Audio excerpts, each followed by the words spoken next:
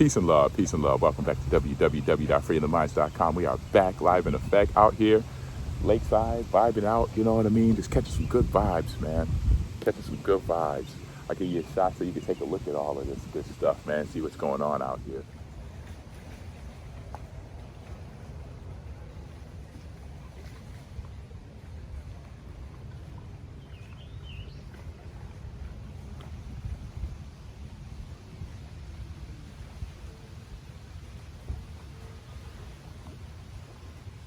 It's gorgeous, man. Just a beautiful morning. Soaking it up, just vibing out, doing some reading lakeside, man. Catching it, listening to the birds, soaking up some sun, feeling the vibes, man. Feeling the vibration. All right, so nothing too major, man. So what I'm thinking is this, right? So I've been reading the scriptures, right? The Sefer, man. So it's ultimately a deep dive into the scriptures, man, with Hebrew names, lands, titles, all that good stuff, you know. And it's just a deep interpretation, man, of the written words, man, of the written word. So as I'm reading it, I'm just catching a whole new level of insight. So what I've been doing is just going from beginning to end. I've been going through the scriptures. You know me, I always love just divine literature, man, and scriptures. So I just been going through them, man. And just before this coronavirus kicked off, I had just completed reading the Quran beginning to end. And I started reading it again. I loved it so much, you know. And as I was going through it, I was like, you know, and started reading it again for the second time. I was like, you know what, man, I came across this book. Through a bunch of divine events, man, just ultimately helping and aligning me and bringing me towards this version of the scriptures, man. And as I came into this, everything comes in divine timing, man, just as you need it. As you need it and as you can see it where you're at. So when this came, man, it just opened my heart and my mind to a whole new level of understanding, man. I'm starting to see things differently. I'm seeing things, man, I feel like I'm just starting to see for the first time, really. As crazy as that may sound, man, I feel like I'm just really beginning to see. It's like the veil is being removed off of my eyes even clearer now, even more so. But as I sit here reading this one, I'm over here and like I'm saying, reading beginning to end, and I'm reading it according to like timeline wise, you know, not necessarily in the order in which the book is published or the order in which the books were so-called written, right? But chronologically, timeline, like how the order of events and the sequence of events. So I've been reading these scriptures in the sequence of events, and the Sefer contains a lot of books and a lot of phrases and writings as well as names that are not necessarily in the Bible, right? So it's where the Bible with King James Version and various different versions have been edited, books taken out of it, words flipped up, things taken in, all type of stuff is happening. The Sefer is going to get you a clear-cut version of early translations into English, from Hebrew into English, as close as you can, as close as they can at least. And it's just so much more information. The books that have been taken out, when you start reading those books, you see why they've been taken out. It gives you detail, it gives you history, it gives you background, it gives you just context, man. Context. It puts it's almost like reading a completely different book, because now you can actually see yourself in it. You understand yourself in it.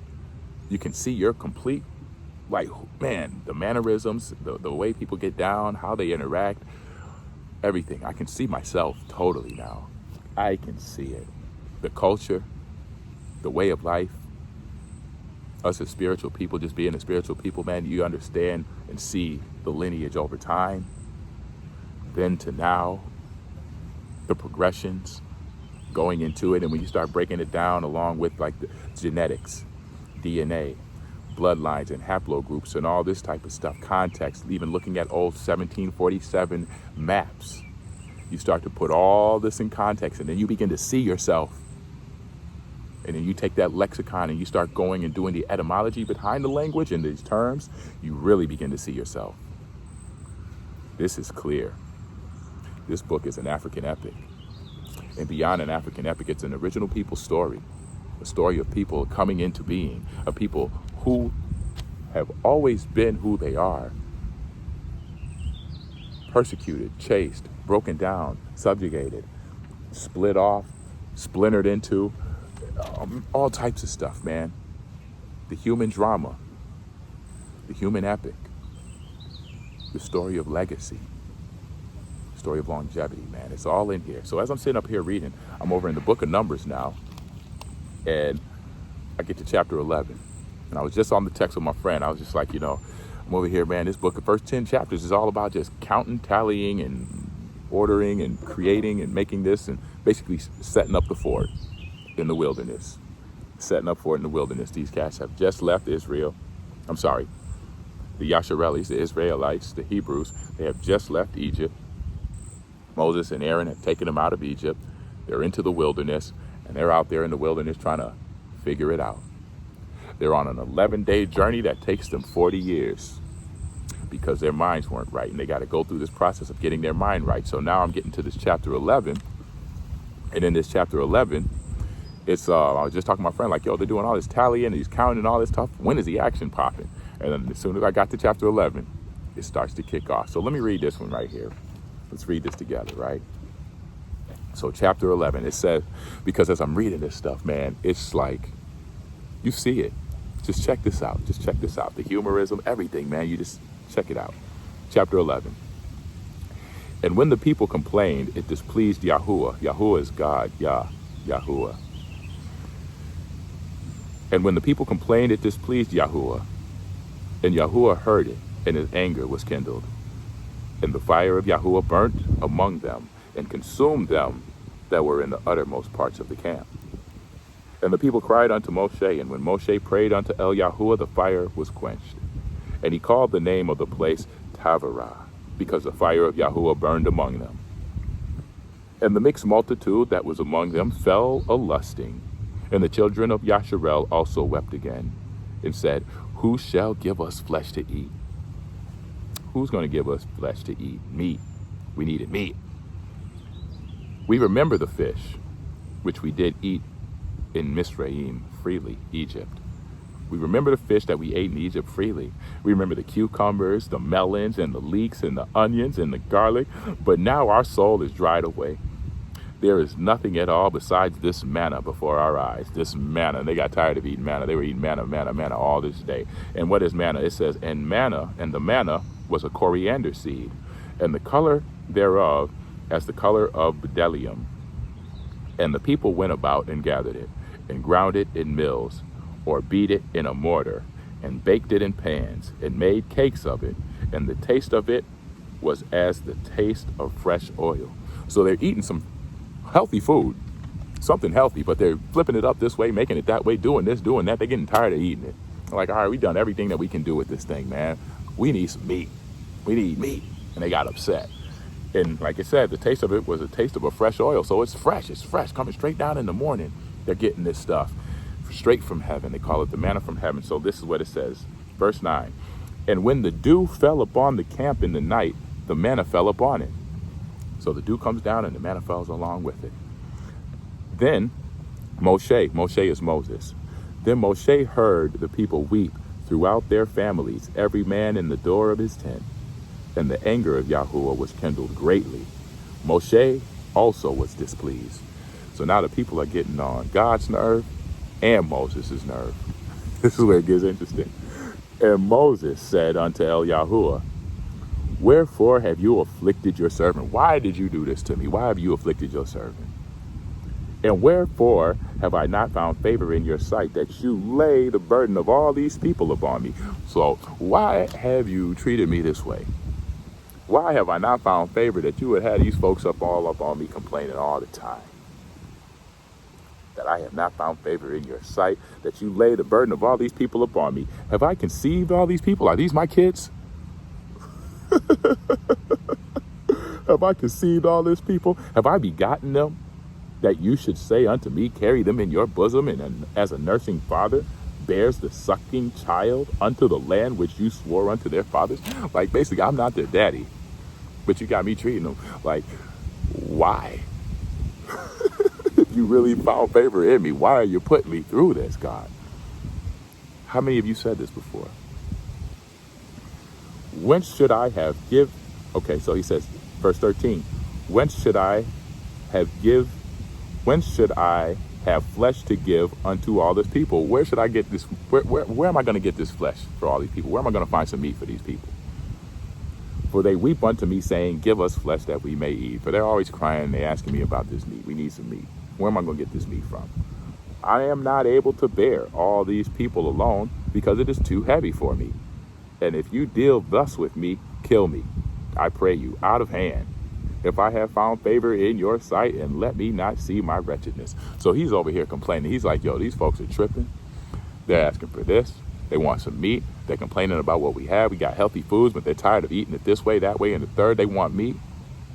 And we don't have any meat. And they're constantly coming at me and plaguing me and pressuring me all the time, man. Like, these are not my kids. I'm responsible for them like that. They're always complaining. They're ungrateful. And I always got to do stuff for them. So he's complaining to God. And he said, God, if you really love me, man, just take me out of here. Just take me out. How many of you have said this? We've been at these places before. So he says, and Yahuwah says, verse 16, and Yahuwah said unto Moshe, gather unto me 70 men of the elders of Yasharel. So give me 70 of the older cats, whom you know to be the elders, who you know to be the elders of the people, who you know are responsible, who you know oversee and look over and know what time it is, and officers over them. So basically people that they see as responsible.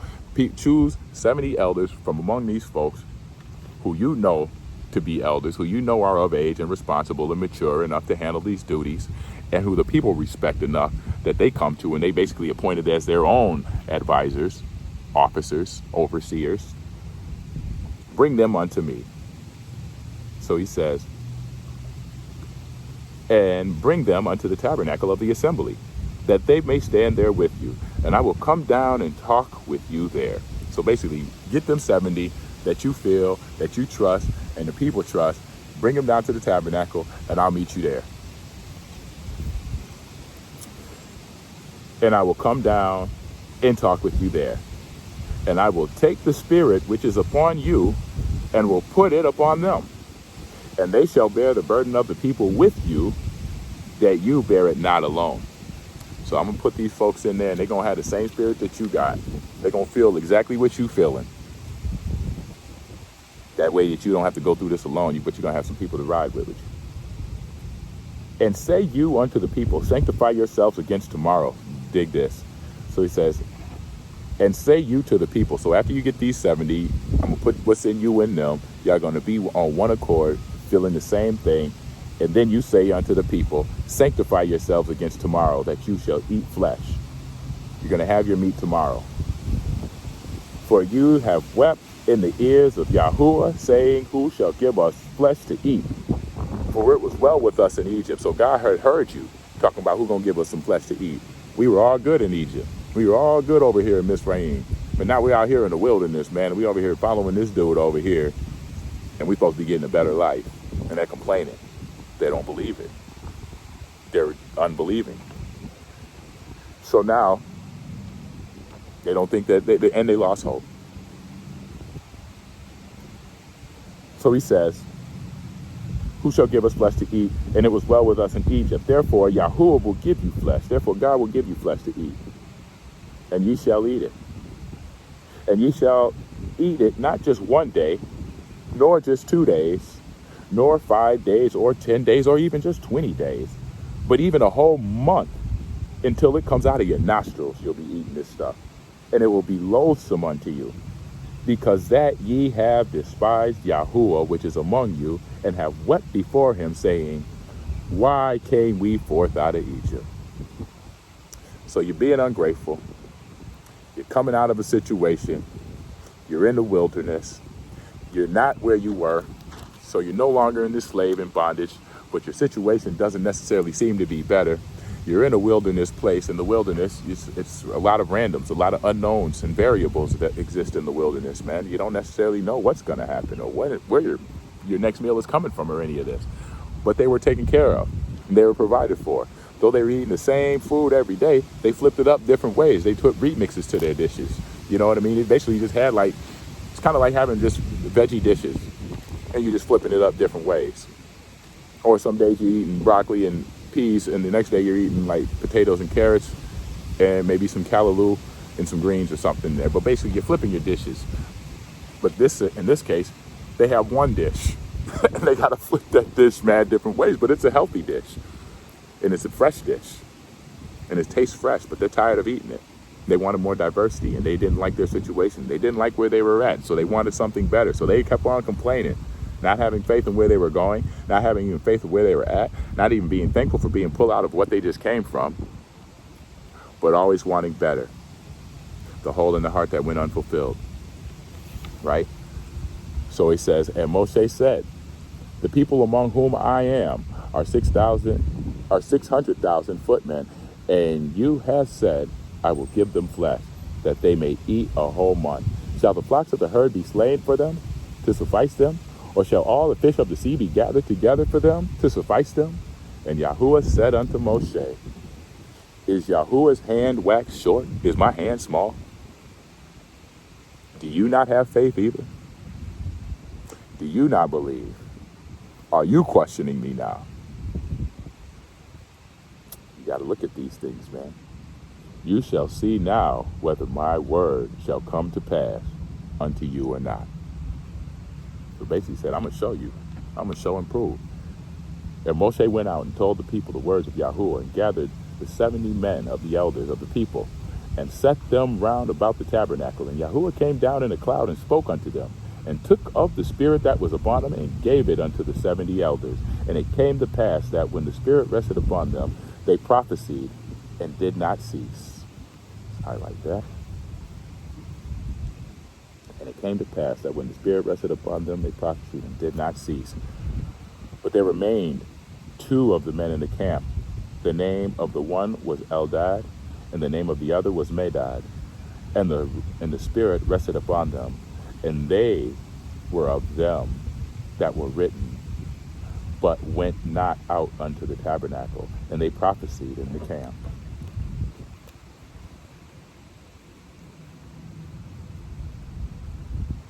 Prophesied in the camp. And there ran a young man and told Moshe and said, Eldad and Medad do prophecy in the camp. And Yahusha, son of Nun, Joshua, son of Nun,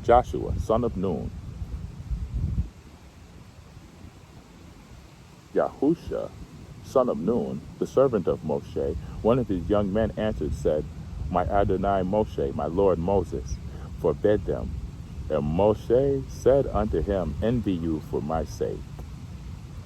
Would to Elohim that all Yahuwah's people were prophets, and that Yahuwah would put his spirit upon them.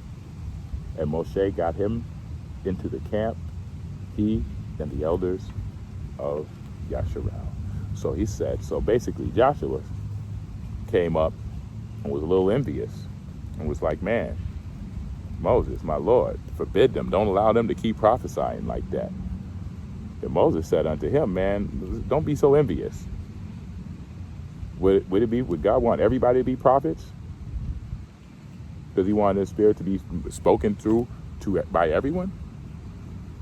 For some are to be prophets and some are to be whatever, man. Everybody has a role to play out here. Some are teachers, some are prophets, some are priests, some are workers, some are field hands, some are house hands. Some are planters, some are sowers, some are reapers. Some are gatherers, some are hunters. Everybody has a role to play. Some are artists, some are musicians, some are scientists, some are doctors, some are mathematicians. Everybody has a role to play out here, man. And there went forth a wind from Yahuwah, and brought quail from the sea, and let them fall by the camp, as it were a day's journey on the side, and as it were a day's journey on the other side, round about the camp, and as it were 2 cubits high upon the face of the earth. And the people stood up all day, and all that night, and all the next day, and they gathered the quails. He that gathered least gathered 10 homers, and they spread them all abroad for themselves round the camp. And while the flesh was yet between their teeth, ere it was chewed, the wrath of Yahuwah was kindled against the people, and Yahuwah smote the people with a very great plague. And he called the name of the place Kivroth Hattava, because there they buried the people that lusted. And the people journeyed from Kivroth Hattava unto Chatzerath, and abode at Chatzerath. That's deep. So ultimately, stop your complaining and get to work. Bottom line, stop the complaining and get to work, man. Have faith, trust, believe in thyself, trust thyself. But more importantly, trust the Most High. Trust the Creator is in control. Follow the direction coming to your heart and your mind. Follow the direction and impulses of your spirit and carry them out. And have faith, trust, and believe. You're here for a reason. All this is carrying out for a reason. Now, it might not be easy for some, and it'll be relatively easier for others. But either way it goes, it's a process that must take place. The acceptance, the moving and the going, the allowance and the beingness. We got to live. But most importantly, we got to have faith in that which we live. Why are we here? Where are we going? Why do we get up the next day? Do you believe in yourself? Why do we pursue the things that we pursue? Do we have faith that we're going to achieve these things, or do we just merely randomly go? But surely we calculate our journeys before we take onto them. Even if we just do this subconsciously, we evaluate our successes. What are the chances or likelihood that we will achieve success? What are the chances or likelihood that we will not? And can I live with that? Either way it goes, you got to live. And if the impulse is in your heart, you'd probably be better off living in the pursuit than you would be feeling if you did not pursue the greater expression of self, the greater experience of self. So I'm just thinking that it's currently in a place and time where we really got to just trust the process. Trust the process. Believe in yourself. Believe that everything that you've done and everything that you've gotten to get to this point is serving you to get to a further point. Open ourselves to new information. Open ourselves to new opportunities. Open ourselves to the allowancing of the what is to be, take place, take shape, happen. Open ourselves. Opening our hearts and our minds.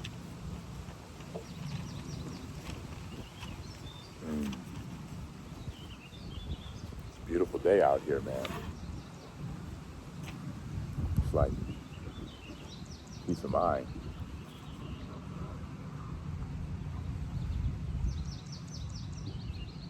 Taking the time. Put into practice all that you are. Developing your own life philosophies and carrying those out, man. It's a beautiful, wonderful life. I wish you all nothing but love and light and success this day and every day. Peace and love. Peace.